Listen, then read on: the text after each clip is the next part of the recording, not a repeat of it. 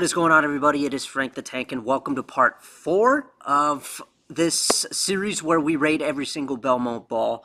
And we're halfway through this thing, and we're now on the trend after having looked at the pro motion. I'm still kind of a little stunned and disappointed over that one because of what ended up being the result from that. Actually, take a look at this if you missed it. I mean, look at that. The pro motion ended up at 2.5. Sorry, not 2.5, 2 out of 5. The fact that the drive, I feel like the drive ended up being, I don't know. It's just crazy to me that the drive is at 2.5 and the pro motion is at 2 out of 5. But then again, remember, this is based off of what I answered in those 10 questions. And, I guarantee you, if you guys tried this checklist for yourselves, I guarantee you the results would be different. So I guess it's appropriate for me to say, do not count my ratings for these bowling balls as the official rating.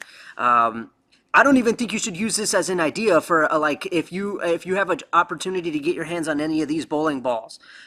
Definitely do not use this as an idea of if this ball will work for you, or if you don't use this as a way of helping you consider whether you want to get this ball or not, because remember, some bowling balls are just not for everybody. Like a bowling ball that works good for you might not work good for other people. So yeah, everybody has their preference, and clearly the pro motion is not one of my preferences according to this. It's crazy because I said this in the last video.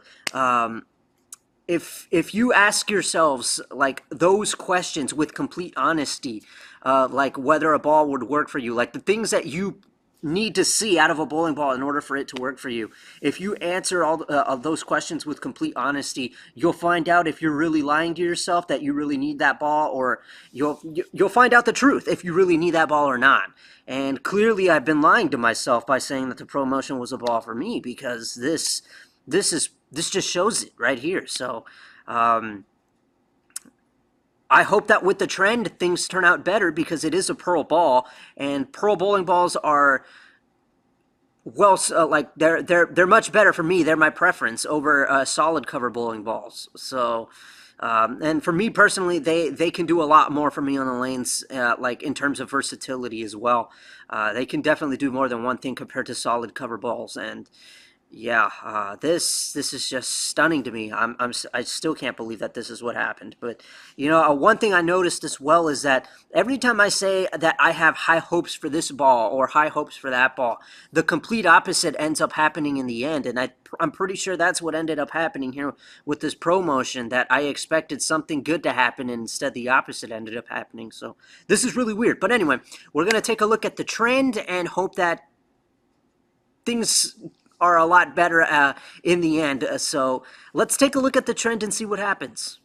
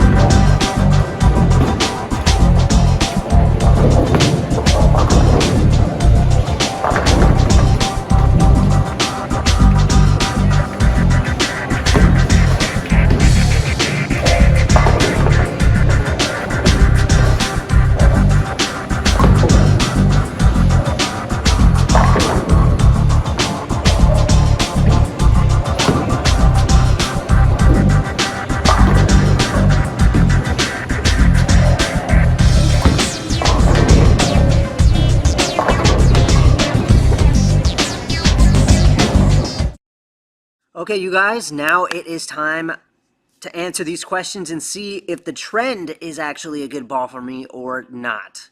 So we're going to find out the truth if I've been lying to myself or not. So, question number one, does the length and shape match up with me? Okay, here's the truth about this one here. The length, I struggle just a little bit, just a pinch with the length. But the shape, I can see it. So maybe if I just adjust the surface just a little bit, because remember, this ball was amongst that gigantic list of bowling balls that came out with that 1500 grit polish. Remember when they were doing that? And now what are we doing? Reactogloss. And remember that really bad stint that they had where everything was coming out at 4K fast? Man, that was bad. But yeah, everything's with Reactogloss now. But yeah, this ball had 1500 grit polish on it, and I never changed the surface. So maybe if I just add a little bit of surface to it, the length will match up with me. So I'm going to go ahead and I'm going to put yes. I mean, I can kind of see the shape, especially when the lanes start to dry up. I can definitely see that length. So that's why I think yes is pretty much the good answer here. Does it carry? Yes, it does. I didn't have a problem with the ball, when it hit the pins at all. It made it through just fine and knocked all 10 back whenever I got my shot and I hit the pocket real good. So I didn't have to worry about leaving 10 pins. I actually felt pretty confident about it too. So do the colors help? Yes, and I'm actually a little surprised about that because, the ball being kind of that bright blue crystally looking color or gloss, I guess, I thought it'd be hard, but, thankfully I managed to even that out with the you guys saw those neon yellow grips. I thought it would look good on the ball because, you saw like seeing how the Trend logo and all the other logos on the ball, the Storm logo being neon yellow, I thought it looked really nice on that blue ball. So putting the yellow grips was just, the finishing touch. So it does help, but I think what really helps, along with being able to see how the ball, what rotation I put on the ball when it's rolling down there, is those yellow grips. So is it good on fresh? Yeah. At least for the house shot. But if I'm talking like every pattern ever, probably not. Like, for example, those really long patterns or those really, those patterns with a lot of oil, those heavy oil patterns, I don't think this ball would be good for that. But because I'm only talking about this, like leagues and stuff, and the house shot, I guess, yeah, it's good on the fresh, at least for what I saw. But I'm not speaking, like, overall, all that stuff. So, is it good for transition? Yeah, actually. And I can prove it in a little, well, not necessarily prove it with evidence, but I've proven that to myself off camera. So, I say it's good for transition, and I mean, the ball. Belmo said this himself too. That ball should definitely be considered. I mean, back when it was out on the market, it's good for that because when the lanes start to dry up, because it's got that R2S Pro cover, and R2S is known for the length. You can definitely count on this ball to get all the way down there and not have a problem. And it has a good amount of pop off the back because of that piston core. So, does this ball give me immediate confidence? Surprisingly, not really. Like, I don't immediately feel like I'm gonna completely slay with this ball. I'm not gonna I'm gonna rack up the jacks with this one. Surprisingly, it actually takes a while for me to be able to build up the confidence with this ball. So I have to say no. Like I said, I'm not gonna lie to myself. I'm gonna be 100% honest here. Does it help me stay focused?